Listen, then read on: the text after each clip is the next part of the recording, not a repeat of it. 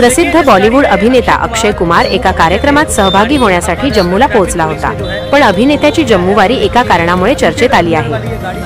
खरं तर ज्या कारमधून अक्षय कुमार जम्मूमधल्या कार्यक्रमस्थळी पोहोचला होता, त्या कारवर वाहतूक पोलिसांनी कारवाई केली आहे।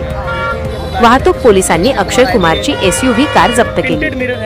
जम्मू पोलिसांनी दिलेल्या माहितीनुसार बॉलिवूड अभिनेता अक्षय कुमारच्या कारला काळ्या काचा होत्या, जे जम्मूमधील मोटार वाहन कायद्याच्या नियमांविरुद्ध आहे।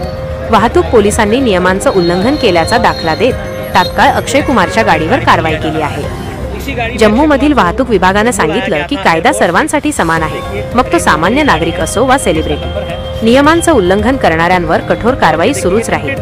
दरम्यान या प्रकरणावर अक्षय कुमारकडून अद्याप कोणतीही प्रतिक्रिया देण्यात आलेली नाही।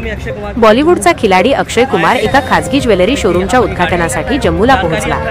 यावेळी अक्षयने जम्मूपर्यंत ज्या एसयूव्हीने प्रवास केला ती रेंज रोवर कार वाहतूक पोलिसांनी जप्त केली। रेंज रोवरच्या खिडक्यांना काळी फिल्म लावण्यात आलेली ही बाब नियमांचं उल्लंघन करणारी आहे, त्यामुळे पोलिसांनी थेट अक्षय कुमारची एसयूव्ही ताब्यात घेतली। दरम्यान जम्मू पोलिसांनी केलेली कारवाई चर्चेचा विषय ठरत आहे। अक्षय कुमार संध्याकाळी 5 वाजता कार्यक्रमात पोहोचला।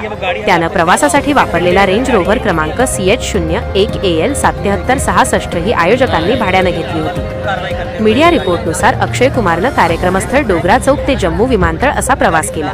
चालक विमानतळावरून परत येत असताना वाहतूक पोलिसांनी डोगरा चौकाजवळ गाडी थांबवली। चौकशी दरम्यान कारच्या खिडक्यांवर निर्धारित मानकांपेक्षा जास्त काळी फिल्म लावलेली आढळली आणि पोलिसांनी गाडीवर जप्तीची कारवाई केली। कर्तव्यावर असलेल्या वाहतूक कर्मचाऱ्यांनी चालकाकडे काळी फिल्म लावण्याच्या परवानगीशी संबंधित कागदपत्र मागितले, पण तो कोणतेही वैध कागदपत्र सादर करू शकला नाही। त्यानंतर नियमांनुसार कार जप्त करण्यात आली आणि पुढील कारवाईसाठी संबंधित पोलीस स्टेशन परिसरात सुपूर्द करण्यात आली आहे। मोटार वाहन कायद्यानुसार कारच्या काचेवर निर्धारित मर्यादेपेक्षा जास्त काळी काच किंवा फिल्म लावण्यास मनाई आहे।